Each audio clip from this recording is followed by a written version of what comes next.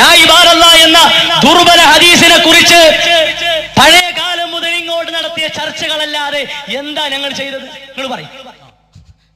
പറഞ്ഞേ, യാ ഇബാദല്ലാഹ് എന്ന് പറയുന്ന ദുർബലമായ ഹദീസുമായി ബന്ധപ്പെടുത്തിയിട്ട് ഇക്കാലം അത്രയും ഞങ്ങൾ ഇത് പറഞ്ഞു എന്നല്ലാതെ പിന്നെ എന്താ ഞങ്ങൾ ചെയ്തത് എന്നാണ്.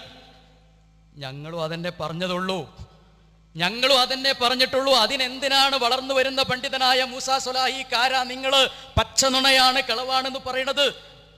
നമ്മൾ എന്തിനാ പറഞ്ഞു അറിയോ?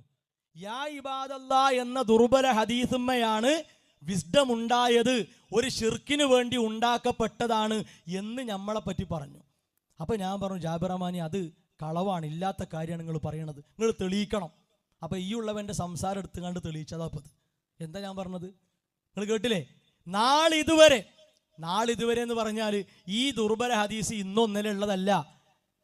ലോകത്ത് സൂഫികൾ അല്ലാഹു അല്ലാത്ത മരണപ്പെട്ടവരെ, അവരുടെ ഔലിയാക്കളെ, അമ്പിയാക്കളെ വിളിക്കാൻ വേണ്ടി തെളിവാക്കിയതാണിത്. അപ്പൊ അഹ്ലുസുന്നക്ക് ഒരു മറുപടി ഇല്ലേ? അഹ്ലുസുന്ന കയ്യും കെട്ടി നോക്കി നിൽക്കുക ചെയ്യുക?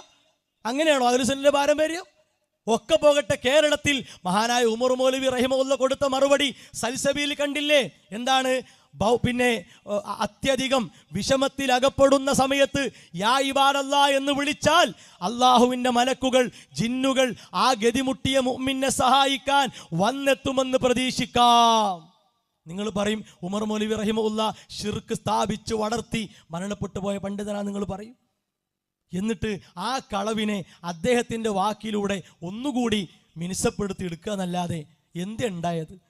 സഹോദരങ്ങളെ, വസ്തുതകൾ വസ്തുതയായി പറഞ്ഞു കൊടുക്കാൻ, എന്താണ് വിശ്വാസമെന്ന് കൃത്യമായി പറഞ്ഞു കൊടുക്കാൻ, അതാണ് ഇവിടെ മുജാഹിദ് പ്രസ്ഥാനത്തിൻ്റെ പാരമ്പര്യത്തിൽ നിന്നുകൊണ്ട് വിസ്ഡം ഇസ്ലാമിക് ഓർഗനൈസ് ചെയ്യുന്നത്. അപ്പോൾ അതും